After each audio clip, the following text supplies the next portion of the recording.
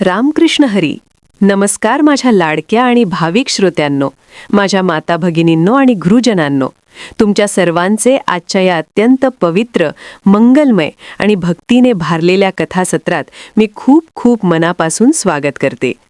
सज्जन हो, आपण सारेच जण या धावपळीच्या जीवनात रोज काही ना काही मिळवण्यासाठी धावत असतो. कुणाला पैसा हवाय, कुणाला मोठी गाडी हवीये, कुणाला मोठे घर हवे आहे. आपण या मायेच्या, या मोहाच्या जाळ्यात एवढे अडकलो आहोत की खऱ्या सुखाचा पत्ता आपण विसरूनच गेलो आहोत. आपण मृगजळाच्या मागे धावत आहोत. पण खऱ्या अर्थाने मनाला जी शांती मिळते, जी तृप्ती मिळते, ती या भौतिक गोष्टीत नसून केवळ आणि केवळ भगवंताच्या नामस्मरणात आणि त्यांच्या मंगलमय लीळा ऐकण्यातच आहे. आज मी तुमच्यासाठी अशीच एका परमपवित्र व्रताची, एका अत्यंत चमत्कारी एकादशीची कथा घेऊन आले आहे. या एकादशीचे नाव आहे मोहिनी एकादशी. ही कथा मी सुरू करण्यापूर्वी तुम्हाला एक छोटीशी विनंती करणार आहे. ही कथा केवळ एक साधी गोष्ट नाहीये बरं का. ही साक्षात वैकुंठनाथांची, भगवान श्रीहरींची शब्दरूपी मूर्ती आहे.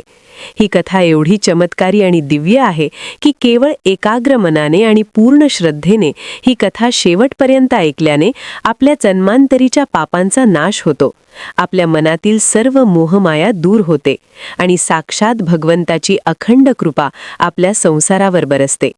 त्यामुळे माझी तुम्हाला अगदी हात जोडून नम्र विनंती आहे, तुमची संसाराची कामे थोडा वेळ बाजूला ठेवा, डोळे अलगद मिटून घ्या, तुमचे मन एकाग्र करा आणि ही कथा अगदी मनापासून शेवटपर्यंत ऐका.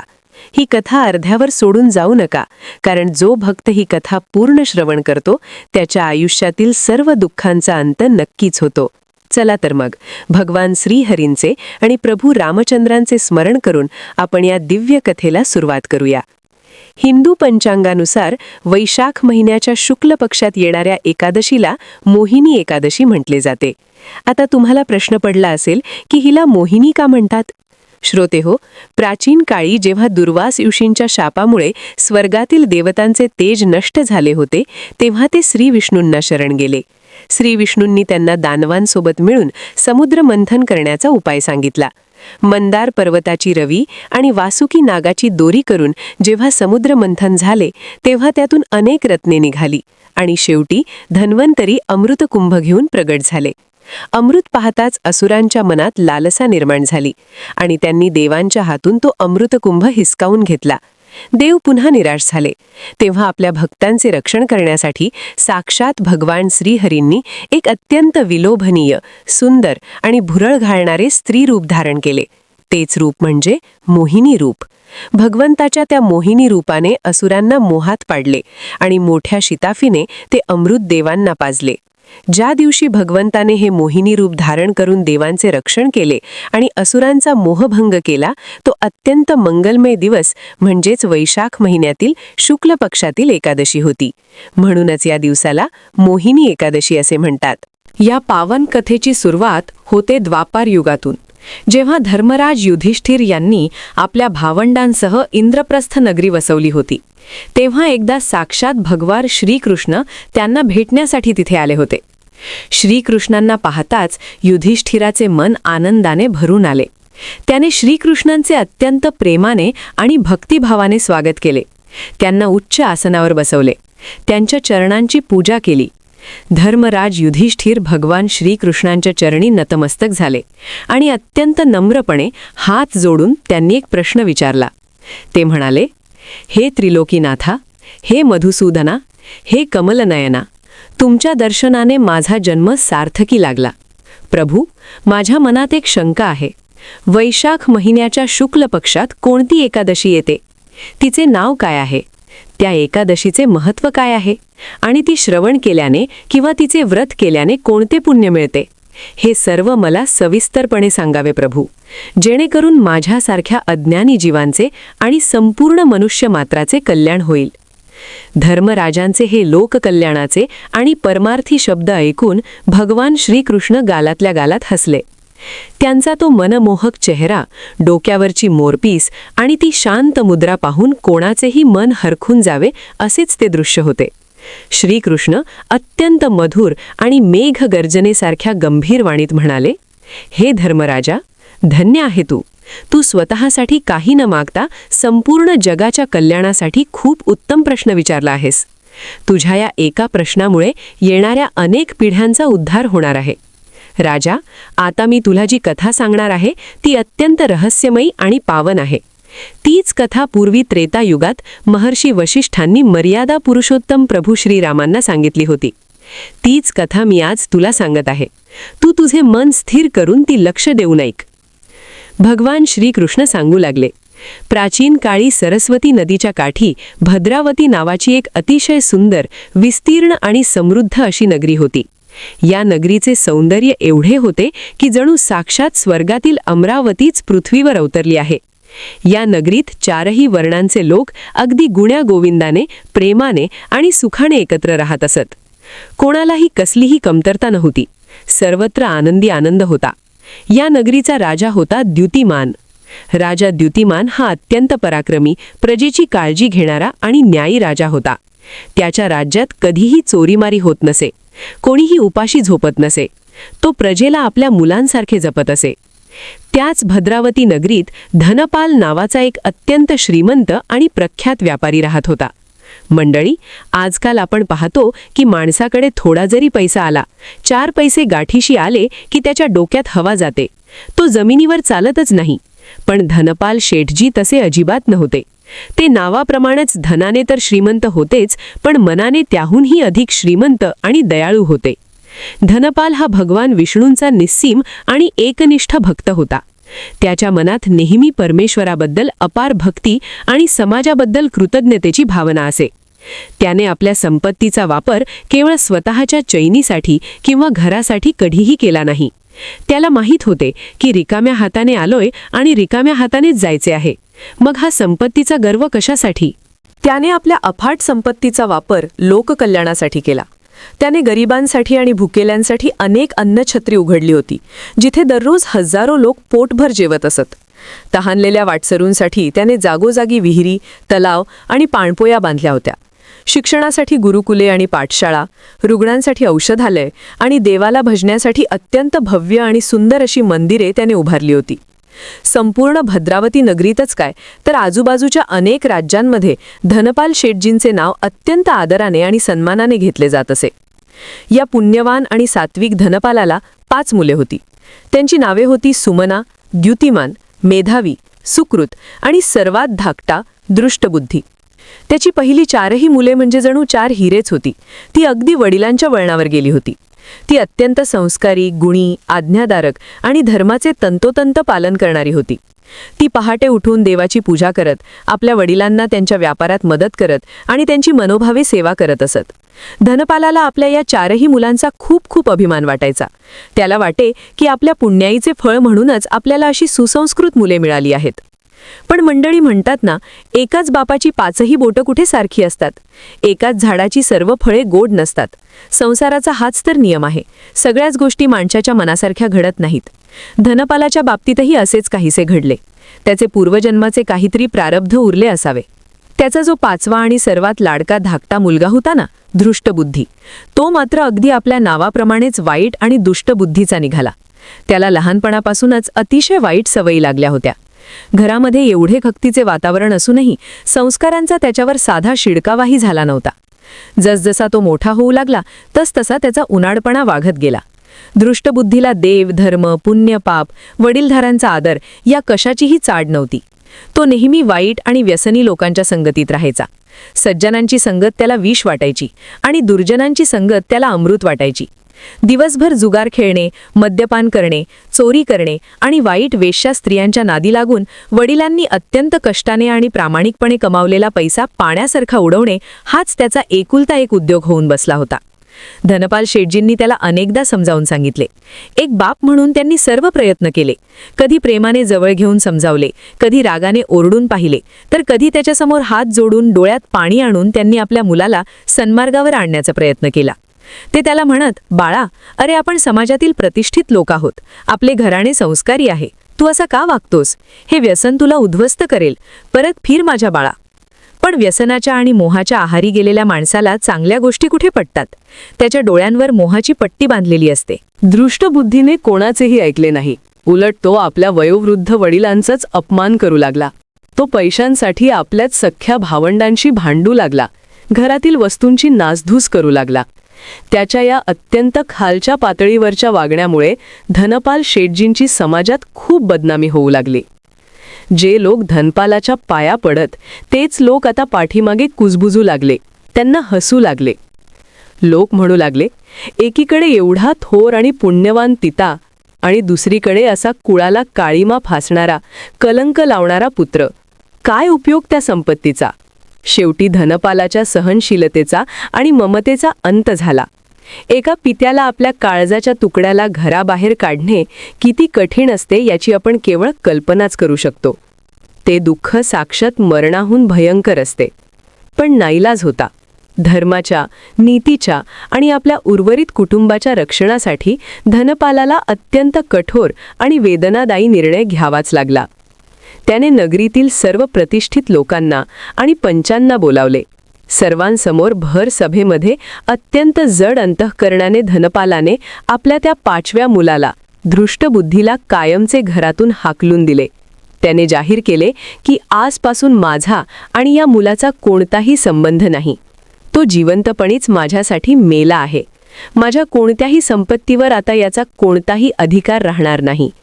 त्याने धृष्टबुद्धीला सर्व संपत्तीतून बेदखल केले.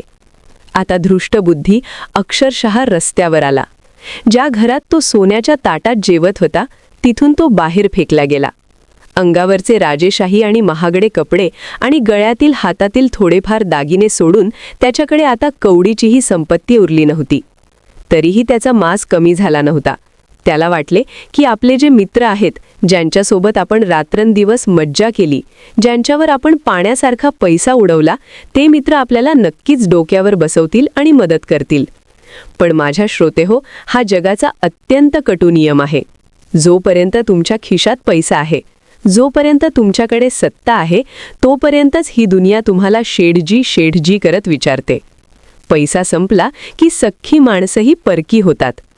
धृष्टबुद्धीच्या बाबतीतही तेच घडले. तो आपल्या त्या तथाकथित मित्रांकडे गेला.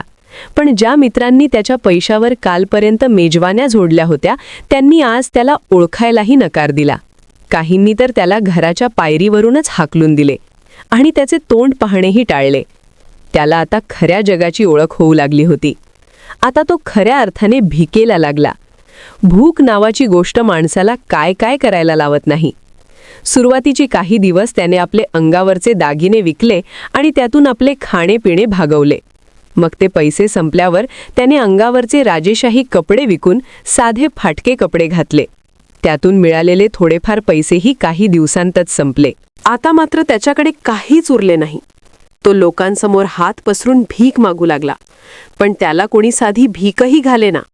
कारण संपूर्ण नगरीला त्याचे वाईट उद्योग आणि त्याची पापे माहीत होती. लोक म्हणायचे, वडिलांना ज्याने रडवले त्याला भीक घालून आम्ही पाप कशाला घेऊ?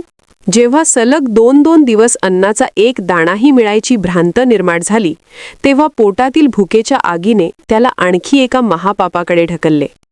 धृष्टबुद्धीने आता चोरी करायला सुरुवात केली. रात्रीच्या गडद अंधारात तो लोकांच्या घरात शिरून चोऱ्या करू लागला.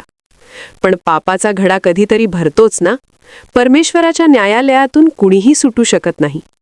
एक दिवस रात्री तो एका घरात चोरी करत असताना राजाच्या सैनिकांच्या हाती रंगेहात सापडला. सैनिकांनी त्याला बेड्या ठोकल्या आणि पकडून दुसऱ्या दिवशी सकाळी राजा द्युतिमान समोर राजदरबारात उभे केले. राजा द्युतिमान हा धनपाल शेठजींचा मुलगा आहे हे पाहून राजालाही वाईट वाटले. त्याने विचार केला की याला एक संधी द्यावी. म्हणून राजाने त्याला पहिल्यांदा कडक समज दिली, थोडी सौम्य शिक्षा केली आणि सोडून दिले.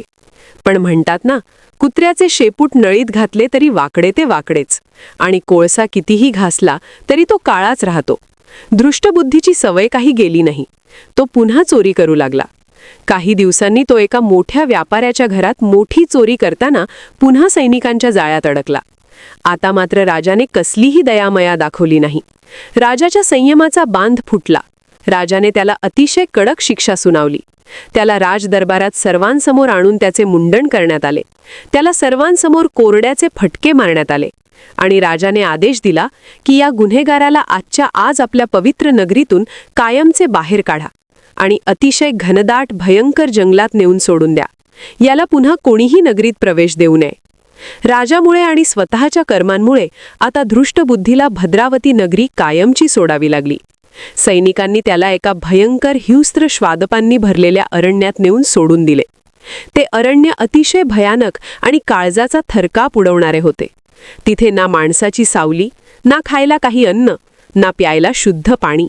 सर्वत्र फक्त वाघ, सिंह, बिबटे आणि विषारी सापांचा सुळसुळाट होता. धृष्टबुद्धी आता अक्षरशः वेड्यासारखा आणि पिशाच्च्यासारखा त्या जंगलात भटकू लागला.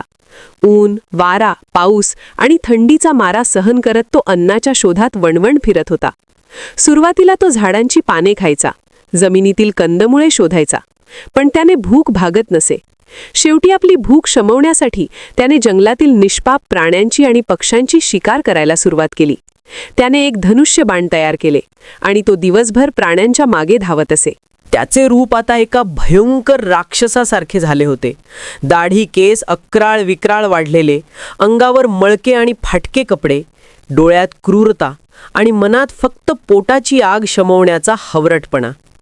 तो माणसांसारखे बोलणेही विसरला होता. अनेक वर्षे तो त्या जंगलात असाच नरक यातना भोगत होता. कधी तो प्राण्यांचे कच्चे मांस खात असे, तर कधी तहान लागल्यावर प्राण्यांचे रक्त पीत असे.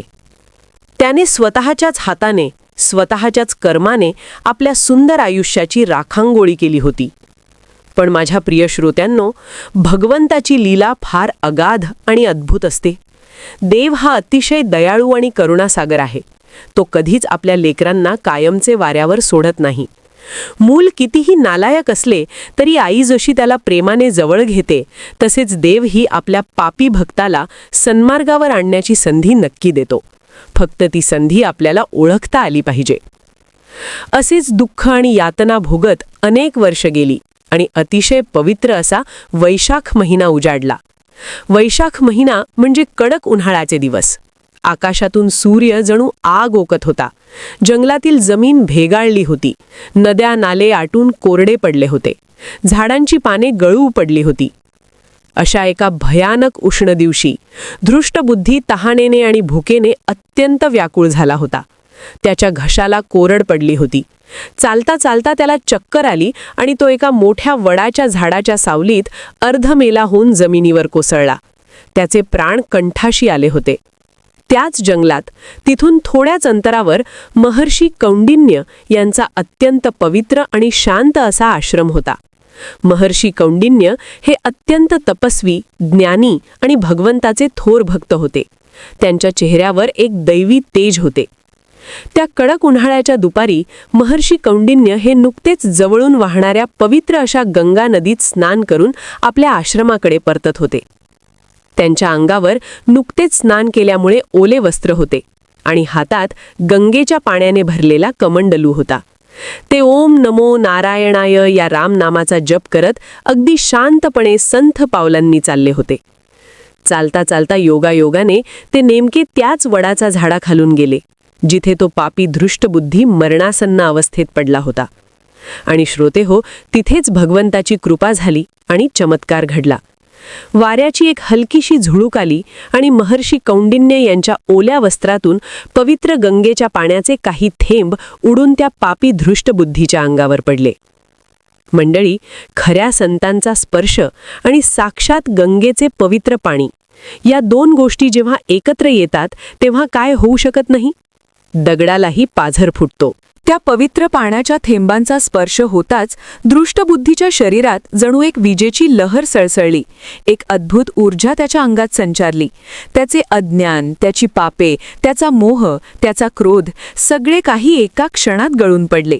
जणू अनेक वर्षांच्या झोपेतून तो अचानक जागा झाला. त्याच्या मनातील तो अज्ञानाचा अंधार नाहीसा झाला आणि तिथे ज्ञानाचा, भक्तीचा एक तेजस्वी प्रकाश पडला. त्याला आपल्या आजवरच्या सर्व पापांची आणि वाईट कर्मांची अचानक आणि तीव्र जाणीव झाली. त्याला आठवले की त्याने आपल्या प्रेमळ आणि जन्मदात्या पित्याला किती भयंकर त्रास दिला आहे. त्याने किती निष्पाप जीवांची हत्या केली आहे, किती चोरीमारी केली आहे. पश्चात्तापाच्या अग्नीत तो आतल्यात जळू लागला. तो रडत रडत अत्यंत वेगाने उठला आणि धावत जाऊन थेट महर्षी कौंडिन्य यांच्या चरणांवर कोसळला. तो लहान मुलासारखा मोठ्याने हुंदके देऊन रडू लागला. त्याच्या डोळ्यातून अश्रूंच्या धारा वाहू लागल्या. या अश्रूंनी जणू त्याच्या मनाची सगळी घाण धुवून निघत होती. मुनिराज, हे दयानिधे, मला वाचवा.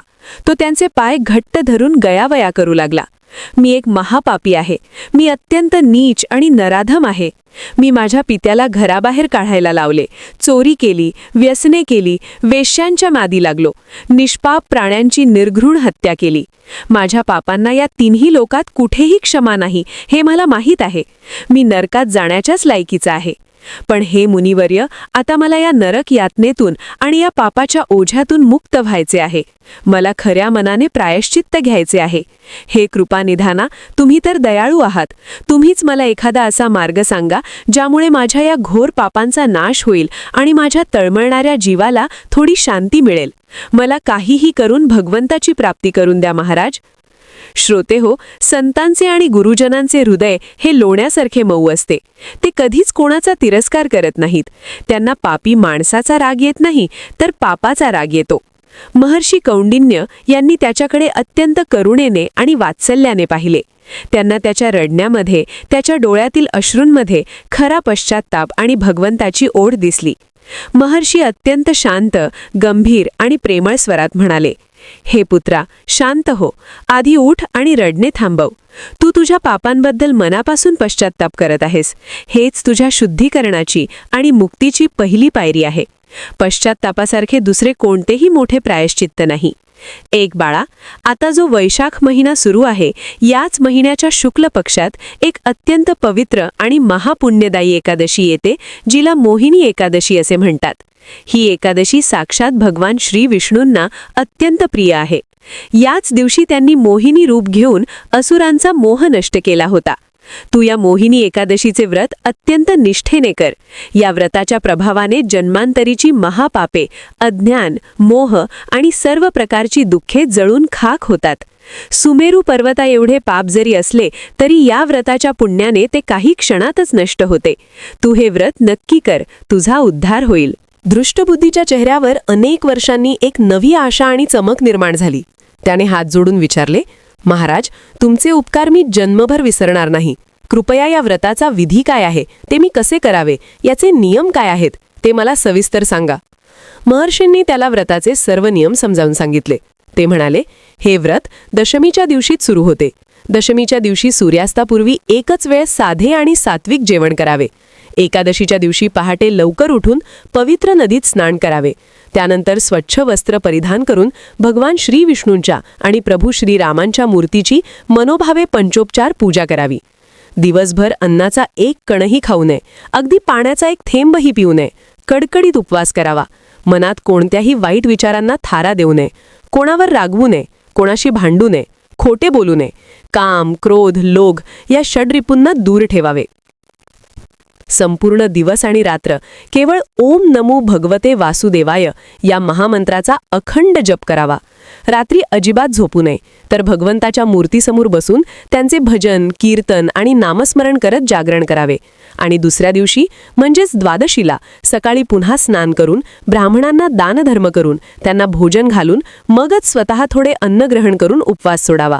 हे असे व्रत तू कर. दृष्टबुद्धीने महर्षींच्या चरणांना स्पर्श करून शपथ घेतली की तो अगदी तंतोतंत आणि मनोभावे या व्रताचे पालन करेल. काही दिवसांनी वैशाख शुक्ल एकादशी म्हणजेच ती पवित्र मोहिनी एकादशी आली. दृष्टबुद्धीने महर्षींनी सांगितल्याप्रमाणे अत्यंत निष्ठेने, कडकडीतपणे आणि पूर्ण श्रद्धेने ते व्रत केले. त्याने दिवसभर पाण्याचा एक थेंबही ग्रहण केला नाही किंवा अन्नाचा विचारही मनाला शिवू दिला नाही.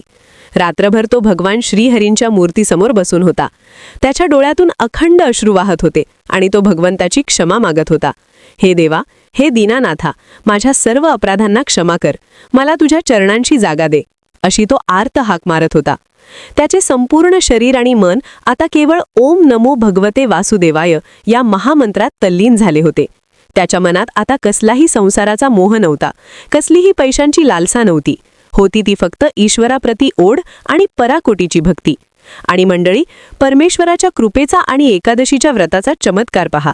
दुसऱ्या दिवशी द्वादशीच्या दिवशी सकाळी जेव्हा त्याने व्रत पूर्ण केले आणि सूर्याला अर्घ्य दिले, तेव्हा त्याच्या शरीरातील सर्व विकार, सर्व पापे आणि रोग एका क्षणात नष्ट झाले होते. त्याचे ते भयंकर राक्षसी रूप कुठल्या कुठे नाहीसे झाले आणि त्याला साक्षात देवासारखे एक अतिशय तेजस्वी, सुंदर आणि दैवी रूप प्राप्त झाले. त्याचे शरीर चंदनासारखे चमकू लागले. त्याच्या सर्व पापांची राखरांगोळी झाली होती. तो आतून आणि बाहेरून पूर्णपणे शुद्ध आणि निर्मळ झाला होता. त्याच्या आयुष्यातील मोहिनी म्हणजे जो खोटा मोह होता, पैशाची जी लालसा होती, ती कायमची तुटली होती. तेवढ्यात आकाशातून एक अतिशय प्रकाशमान, अत्यंत सुंदर आणि दैवी असा गरुड रथ खाली पृथ्वीवर उतरला. त्या रथामध्ये भगवान श्री विष्णूंचे पार्षद म्हणजे दूत बसले होते. त्यांनी खाली उतरून भ्रुष्टबुद्धीला सन्मानाने त्या रथात बसवले. दृष्टबुद्धीने रथात बसण्यापूर्वी खाली वाकून महर्षी कौंडिन्य यांच्या चरणांना शेवटचे साष्टांग प्रणाम केले.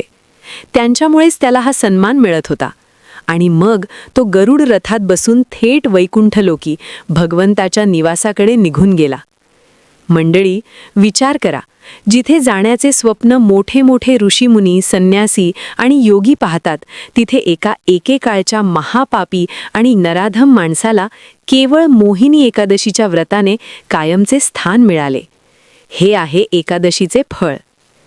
कथेच्या शेवटी भगवान श्रीकृष्ण धर्मराज युधिष्ठिराला सांगू लागले, हे धर्मराजा, पाहिलंस तू, मोहिनी एकादशीचे हे असे अद्भुत आणि अगाध महत्त्व आहे. या व्रताएवढे दुसरे कोणतेही मोठे व्रत नाही आणि एकादशीसारखे दुसरे कोणतेही तप नाही. जे लोक खऱ्या मनाने आणि श्रद्धेने मोहिनी एकादशीचे व्रत करतात, त्यांना आयुष्यात कधीही कोणत्याही मोहाचा, पैशाचा किंवा दुःखाचा फास अडकवू शकत नाही. त्यांचे जीवन आनंदाने आणि शांतीने भरून जाते. आणि हे राजा, ज्यांना हे व्रत कडकडीत करणे शक्य नसेल, आजारी असतील किंवा वृद्ध असतील, त्यांनी केवळ या एकादशीच्या दिवशी या व्रताची ही कथा श्रवण करावी किंवा स्वतः वाचावी. केवळ ही कथा ऐकल्याने 1000 गायींचे दान केल्याचे महापुण्य प्राप्त होते आणि मनुष्याला शेवटी मोक्ष मिळून तो भगवंताच्या चरणाशी विलीन होतो. तर माझ्या भाविक आणि प्रेमळ श्रोत्यांनो, ही होती मोहिनी एकादशीची अत्यंत रसाळ, दिव्य आणि पावन कथा. या कथेवरून आपल्याला हेच शिकायला मिळते की मनुष्य जन्म हा चुकांचा पुतळा आहे. आपण कितीही चुका करो, कितीही पापे करो, पण जर आपण खऱ्या मनाने पश्चात्ताप केला आणि आपला अहंकार बाजूला ठेवून भगवंताला शरण गेलो, तर तो परमेश्वर अत्यंत दयाळू आहे. तो आपल्याला नक्कीच माफ करतो आणि आपल्या हृदयाशी जवळ करतो. संसारातील हा पैसा, अडका, प्रॉपर्टी, दागदागिने हा सगळा खोटा मोह आहे. ही मोहिनी आहे. शेवटी आपल्यासोबत यातले काहीही येणार नाही. मरण आल्यावर सोबत फक्त आपण केलेले पुण्य, दुसऱ्याला केलेली मदत आणि देवाचे घेतलेले नामस्मरणच येणार आहे. म्हणून जमेल तशी भक्ती करा, कोणाचे मन दुखवू नका, चांगले वागा आणि शक्य असेल तर मोहिनी एकादशीचे व्रत नक्की करा किंवा निदान ही कथा तरी आवर्जून ऐका. चला, आता सर्वांनी मिळून माझ्यासोबत एकदा प्रेमाने आणि मोठ्याने भगवंताचे नाव घेऊया. बोला पुंडलीक वरदे हरी विठ्ठल, श्री ज्ञानदेव तुकाराम, पंढरीनाथ महाराज की जय, भगवान श्री रामचंद्र महाराज की जय, पवनपुत्र हनुमान की जय, हर हर महादेव. माझ्या प्रिय यूट्यूब परिवारातील सदस्यांनो, आजची ही मोहिनी एकादशीची पावन कथा तुम्हाला कशी वाटली? ऐकताना तुमचेही मन भक्तीने आणि श्रद्धेने भरून आले ना? जर तुम्हाला ही कथा खरंच मनापासून आवडली असेल आणि तुम्हाला यातून काही चांगले शिकायला मिळाले असेल, तर या व्हिडिओला नक्की लाईक करा. तुमचे एक लाईक मला अशाच छान छान आणि अभ्यासपूर्ण कथा तुमच्यापर्यंत पोहोचवण्यासाठी खूप प्रोत्साहन देते. आणि हो, खाली असलेल्या कमेंट बॉक्समध्ये ओम नमो भगवते वासुदेवाय, जय श्रीराम किंवा श्री स्वामी समर्थ लिहायला अजिबात विसरू नका बरं का. तुमची एक कमेंट माझ्यासाठी भगवंताचा प्रसाद आहे. ही पुण्यदायी कथा केवळ स्वतःपुरती मर्यादित ठेवू नका. आपल्या हिंदू धर्माचा आणि संस्कृतीचा प्रसार करणे हे आपलं कर्तव्य आहे. म्हणून ही कथा तुमचे सर्व मित्रमैत्रिणी, नातेवाईक आणि तुमच्या व्हॉट्सअप आणि फेसबुकच्या सर्व ग्रुप्सवर नक्की शेअर करा, जेणेकरून त्यांनाही हे महान पुण्य मिळवता येईल. आणि अजून जर तुम्ही आपल्या या आवडत्या चॅनलला सबस्क्राईब केले नसेल तर लगेच खालील लाल रंगाचे सबस्क्राईब बटन दाबा आणि शेजारची घंटीही दाबून ऑलवर क्लिक करा. म्हणजे माझ्या प्रत्येक नवीन व्हिडिओचे नोटिफिकेशन तुम्हाला लगेच मिळेल आणि तुमच्याकडून कोणतीही कथा चुकणार नाही. पुन्हा लवकरच भेटूया अशाच एका सुंदर, मंगलमय आणि प्रेरणादायी कथेसोबत. तोपर्यंत सर्वांना रामकृष्ण हरी. स्वतःची आणि आपल्या कुटुंबाची खूप खूप काळजी घ्या. परमेश्वर तुमचे सर्वांचे कल्याण करो. धन्यवाद.